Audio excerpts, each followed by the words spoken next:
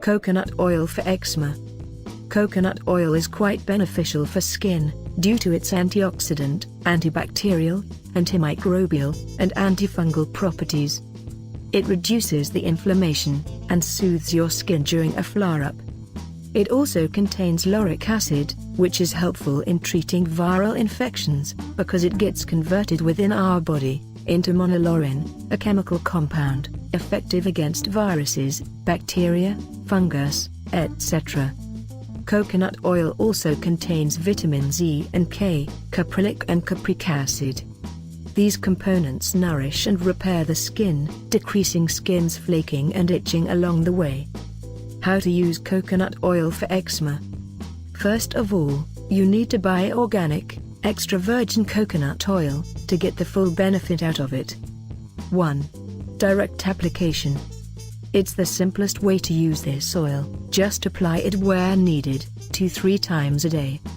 For example, you can do it in the morning, before the shower, then during the day, and before going to bed. If you have to move around, keep a small container of coconut oil with you. 2.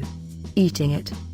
Eating coconut oil comes in 2 ways. A. Eating it alone, 2-4 tablespoons a day, which is very effective. B. Adding coconut oil to your drinks, smoothies, and salads, or just cooking with it. 3. Make a mask. Take 5 tablespoons of diluted coconut oil, 2 tablespoons of vitamin E oil, and 2 tablespoons of rosemary oil. Add all these ingredients into a small bottle, and shake it well, to combine them nicely. Apply the mixture on your skin when needed, and wash off after 10 minutes.